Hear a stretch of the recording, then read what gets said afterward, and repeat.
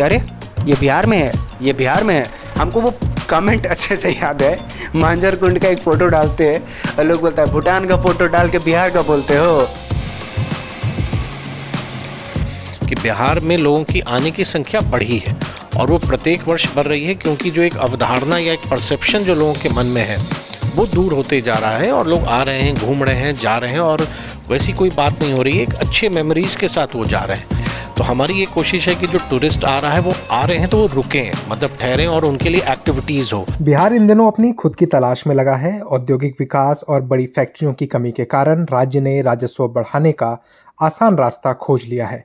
चंद पर्यटन स्थलों को छोड़ दें तो पर्यटन के लिहाज से बिहार कभी भी आकर्षण का केंद्र नहीं रहा है, लेकिन राज्य अब इसे अपने धार्मिक सर्किट से परे जाकर भारत के पर्यटन मानचित्र पर लाने की कोशिशों में लगा है।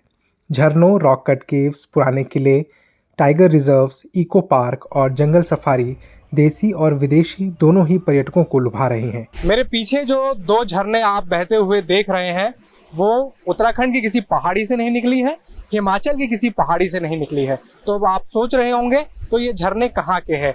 ये झरने बिहार के रोहतास जिले में कैमूर हिल्स पर स्थित है। इसका नाम है धुआं कुंड।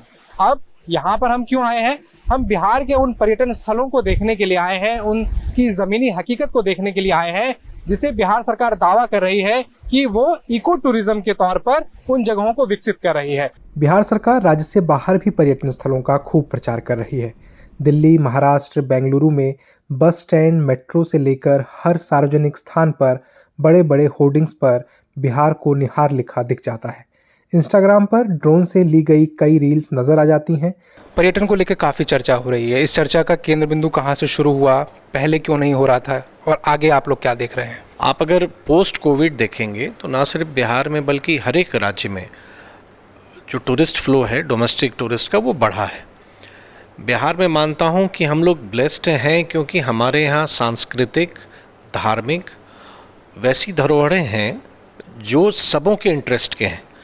आवश्यकता है उनको मेन स्ट्रीम में लाने की। बहुत बार हम लोग कंसंट्रेट कर जाते थे 3-4 स्थानों पर जिनको एक इंटरनेशनल ख्याति प्राप्त है, जैसे गया, बोधगया, नालंदा, राजगीर। तो यहाँ तो हमारे फॉरेन टूरिस्ट बहुत आते हैं। लेकिन अगर आप साथ ही अगर देखेंगे तो बिहार के बहुत सारे ऐसे लोकेशंस हैं, चाहे टाइगर रिजर्व हैं या बर्ड सेंचुरीज़ हैं, वाटरफॉल्स हैं, इको टूरिज़म के साइट्स हैं, या अगर आप रिलीजियस टूरिज़म में ही देखेंगे तो बिहार को एक ही एडवांटेज है कि प्रमुख धर्मों का बेस बिहार रहा है। तो इन सब चीज़ों के कारण एक बिहार के प्रति लोगों की जिज्ञासा बढ़ी है। बिहार अब गया, बोधगया, नालंदा, राजगीर से आगे जाकर राज्य के अलग अलग स्थानों को पर्यटन केंद्र के रूप में विकसित करने में लग गया है।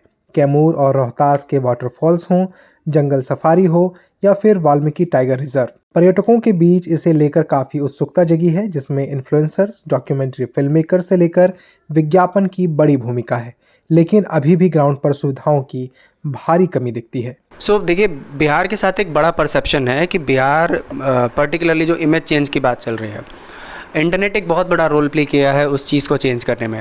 मतलब हमारी आदत है हम मोबाइल को आँख से देखते हैं बट आज तक बिहार को यहाँ से देखा गया। इट मीन्स कि बिहार माने डकैती, बिहार माने चोरी, बिहार माने all the negative things means Bihar था। इसी लड़ाई में कहीं ना कहीं हम भी एक छोटा सा हिस्सा थे कि लगा कि यार या तो इसको एक्सेप्ट कर लो या तो फिर इस पे काम करो। हम चीज़ों को बहुत पास से देखे बदलते हुए, हम देखें कि कैसे किसी जगह को पहुंचने में दिन लग जाते थे तो आज 2-2.5 घंटे में पहुंच जाते हैं। बट अभी भी लोगों के माइंड में यही था कि बिहार अभी भी वही है। ऐसा नहीं सर कि हम अमेरिका बन गए हैं, दिल्ली बन गए हैं, कुछ नहीं बने हैं, बहुत नीचे है अभी, बहुत ही नीचे है। बट इतने भी नीचे नहीं है जितने माइंडसेट में लोगों के अभी भी बन पड़ा है। तो बिहार में लोगों का जो लड़ाई कहीं बाहर से नहीं था, अंदर ही था, आपस के परसेप्शन से था। और आज की डेट में बहुत ठीक ठाक बदलाव दिख रहा है। नंबर्स में भी दिख रहा है, इंफ्रास्ट्रक्चर में भी दिख रहा है, लोकल लेवल पे भी दिख रहा है, लोगों में भी दिख रहा है। सबसे बड़ी बात मुझे जो दिखती है, एक्सेप्टेंस टुवर्ड्स टूरिज़्म आ रहा है। तो स्वाभाविक रूप से बहुत सारे राज्य हैं जिनकी पूरी इकोनॉमी टूरिज़्म पर घूमती है, लेकिन बिहार में बहुत संभावना रहते हुए भी हम इसको टैप नहीं कर पाए। तो अब ये लगातार हमारी कोशिश है, क्योंकि मैं मानता हूँ कि अब हम लोग तैयार हैं, वी आर रेडी।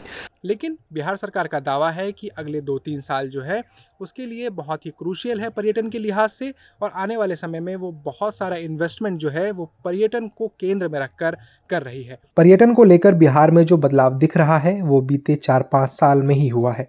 राज्य के टूर ऑपरेटर्स के बीच भी एक बड़ा बदलाव आया है। वहीं पर्यटन स्थलों के पास लगातार नए नए होटल्स खुल रहे हैं। पहले और अभी के पर्यटन में देखें तो काफ़ी सारे चेंजेस आ गए हैं। पहले जो हम लोग बिहार को सेल आउट करते थे वो हम ज़्यादातर फोकस करते थे सर्किट्स पे, और वो हमारा रिलीजियस सर्किट्स होता था, जैसे बुद्धिस्ट सर्किट, जैन सर्किट, सूफी सर्किट, गुरु सर्किट और हिंदू सर्किट। लेकिन अब जब कोविड के बाद जब हमारे पास फिर से एक नया मौका मिला कि बिहार के पर्यटन को कैसे बढ़ाया जा सके, तो इसमें हमें सरकार ने भी सपोर्ट किया। साथ ही साथ हमने बिहार के उन स्थलों को जो इससे पहले उतने प्रमोट नहीं हुए थे, उतने लोग उनके बारे में नहीं जानते थे, उन सभी को लेकर बिहार की एक नई तस्वीर पेश करने की कोशिश की। हालांकि तमाम कोशिशों के बावजूद भी ग्राउंड पर पर्यटकों का अनुभव संतोषजनक नहीं है। सुमित सिंह अपने 3 दोस्तों के साथ पटना से जहानाबाद की बराबर की गुफाएं देखने आए थे, लेकिन उन्हें निराशा हाथ लगी। क्या नाम है आपका? सुमित कुमार। कैसे इस जगह के बारे में पता चला? इस जगह के बारे में मेरे फैमिली से पता चला। मम्मी पापा लोग यहाँ पे आए हुए हैं पहले, उन्होंने बताया कि हाँ बेटा वहाँ पे एक टेंपल है, बस बताया था कि हाँ थोड़ा सा उसका क्लाइंबिंग थोड़ा सा मुश्किल है, चढ़ना वगैरह। तो मेरे को इतना एक्सपीरियंस नहीं था, क्योंकि मेरा वैसे तो मैं पास का हूँ, बगल में मेरा 20 किलोमीटर में मेरा गांव है, लेकिन यहाँ फर्स्ट टाइम विजिट कर रहा हूँ, क्योंकि हम लोग बचपन से ही पटना में रहे हैं। तो अभी देखिए थोड़ा सा मतलब सोशल मीडिया पे कि हाँ एक अच्छा केव है, गुफा है, मंदिर है, मम्मी पापा से भी सुन रखा, तो क्यूरियोसिटी हो गया अंदर में कि हाँ चलो चल के देखते हैं। फिर अपना दोस्तों के साथ थोड़ा सा ट्रिप बनाया कि हाँ चलो एक बार घूम के आते हैं। तो फिर अब चढ़ने में थोड़ा अब मुश्किल तो बहुत ज़्यादा हुआ, क्योंकि यहाँ पे ना तो पीने के लिए पानी है और ना ही कोई और फैसिलिटीज़ है, क्योंकि गवर्नमेंट, मेरे को लगता है इस पर कोई ध्यान ही नहीं है लोगों का। एक वक्त था जब बिहार में ज़्यादातर जो टूरिस्ट थे वो यहाँ के डिफरेंट रिलीजियस सर्किट्स को घूमने के लिए आते थे, जिसमें रामायणा सर्किट हो, बुद्धिस्ट सर्किट हो, जैन सर्किट हो या सिख सर्किट हो।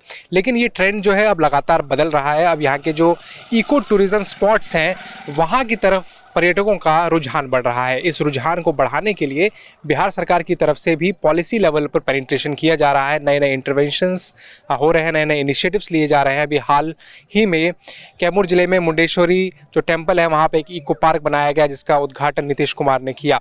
अब ये देखना ये होगा कि पॉलिसी लेवल पर जो चीज़ें सरकार कर रही है उससे ग्राउंड रियलिटी किस तरीके से बदलती है। जब हमने कई स्टेक होल्डर से बात की टूरिस्ट डिपार्टमेंट के, तो उन्होंने यही कहा कि बिहार पर्यटन के मामले में जो है वो लेट स्टार्टर है, लेकिन अब उसने एक कदम बढ़ाया है। लेकिन अब देखना ये होगा कि ये कदम कितने और कदमों में तब्दील होगा।